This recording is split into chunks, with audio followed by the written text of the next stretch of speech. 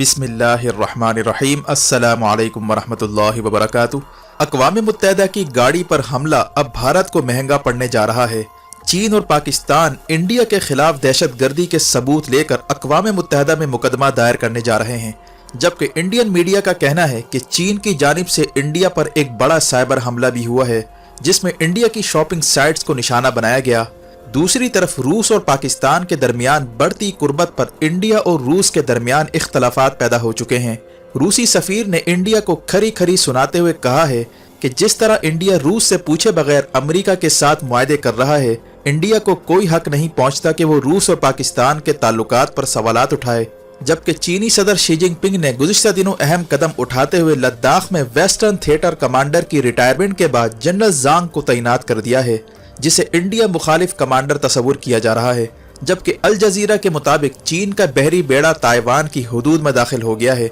जिसे 2021 में हमले की तैयारी से ताबीर किया जा रहा है। इसी असना में ये भी इतलात हैं कि सऊदीया की जानिब से $100 बिलियन की इंडिया में सरमायाकारी खतरे में पड़ चुकी है। सऊदीया ने इंडिया को पैगाम दे दिया है कि हालात साजगार होने पर ही सऊदीया इन्वेस्टमेंट के बारे में सोचेगा। जबकि धरनों और एहतजाज को 27 रोज गुजरने पर इंडिया भर में सख्त तशवीश पैदा होती जा रही है। इसी तरह रूसी सदर पुतिन ने S-500 डिफेंस सिस्टम मंजर आम पर लाने का ऐलान कर दिया है, जिससे हाइपरसोनिक वेपन और अमेरिकी स्टल तैयारों को निशाना बनाया जा सकता है। जबकि कतर का कहना है कि यूएई और सऊदीया की जानिब से अल जजीरा से मुंसलिक 36 सहाफ़ियों को साइबर हमलों का निशाना बनाया गया है, जिसमें इसराइल की साइबर कंपनी NSO ग्रुप का सॉफ्टवेयर इस्तेमाल किया गया। आखिर खित्ते में मजीद कौन सी नई डेवलपमेंट होने जा रही है? मजीद तफसीलात में जाने से पहले असलिया टीवी को सब्सक्राइब करते हुए बेल आइकन पर क्लिक करें, ताकि हर आने वाली वीडियो का नोटिफिकेशन आपको बर वक्त मिल सके।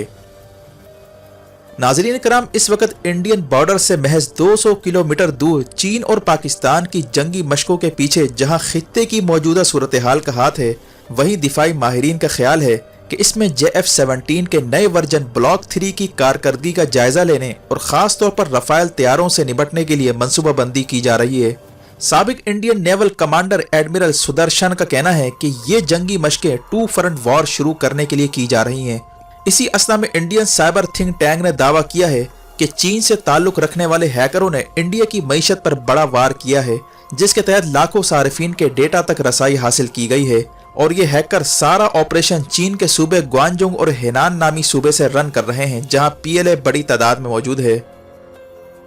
जबकि चीनी सरकारी अखबार ग्लोबल टाइम्स ने इस दावे की सख्ती से तरदीद करते हुए कहा है कि इंडिया गलवान वैली और दीगर हजीमतों के बाद बौखलाहट का शिकार हो चुका है और मगरिब से हमदर्दी बटोरने के लिए इल्ज़ाम तराशियां कर रहा है। वाज़ेह है कि इंडिया की जानिब से ये इल्ज़ाम उस वक्त सामने आया जब मगरबी ममालिक ने इंडिया की 5th जनरेशन वॉरफेयर को एक्सपोज करते हुए इंडिया में मौजूद फेक न्यूज़ के नेटवर्क से पर्दा उठाया था और इंडिया के जाली प्रोपेगेंडे की मशीनों को दुनिया भर में बेनकाब किया था। और फिर अगले ही दिन इंडिया की जानिब से UN की गाड़ी को निशाना बनाया जाता है, जबकि इससे कबल पाकिस्तान ने भारतीय दहशतगर्दी पर UN जनरल सेक्रेटरी को डोजियर भी हैंड ओवर किया था। इस सारे मामले के बाद चीन और पाकिस्तान इंडिया के खिलाफ मजबूत केस बनाकर UN में पेश होने जा रहे हैं और अंदर से इंडिया में शदीद हिजान बर्पा हो चुका है। पंजाब, हरियाणा और राजस्थान के बाद उत्तर प्रदेश के किसानों ने भी धरने में शमूलियत का ऐलान कर दिया है। दी अटलांटिक नामी थिंक टैंक का कहना है कि नरेंद्र मोदी की नेशनलिज्म को बड़ा धचका लग चुका है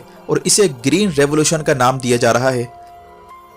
गुज़िश्ता दिनों मोदी ने दिल्ली में गुरुद्वारे के दौरे के फौरन बाद सिखों के रहनुमा को मुज़ाकरात के लिए एक लेटर भेजा था, जिसे सिखों ने मुस्तरद कर दिया है। किसानों का कहना है कि मुतालबात पूरे किए बगैर वो वापस नहीं जाएंगे, जबकि इस बात की भी इंटेलिजेंस इतलात आई थी कि भारत का national security adviser Ajit Doval PDM के कुछ लीडरों से रब्ता करने और इन्हें इमरान खान के खिलाफ बगावत पर उकसाने की कोशिश करता रहा है, लेकिन मुर्दे में जान डालने की ये कोशिश नाकाम साबित हुई और मोदी और इसके वुज़रा ने एक और गलती करते हुए एहतजाज करने वाले सिखों को गद्दार कहना शुरू कर दिया था। इस बयान ने सिखों को दिल्ली का घेराव करने पर मजबूर किया और 27 रोज गुजरने के बाद भी ये मामला हल होता नजर नहीं आ रहा। इंडिया का ख्याल है कि ये वो मौका है कि जब चीन और पाकिस्तान भारत के खिलाफ मजीद प्रेशर डालने की कोशिश करेंगे। चुनांचे चीन पाकिस्तान मिलिट्री मशकों के ऐलान के साथ ही ये खबर भी आती है कि चीन ने लद्दाख में मौजूद वेस्टर्न थिएटर कमांडर की रिटायरमेंट के बाद इंडिया मुखालिफ कमांडर तैनात कर दिया है,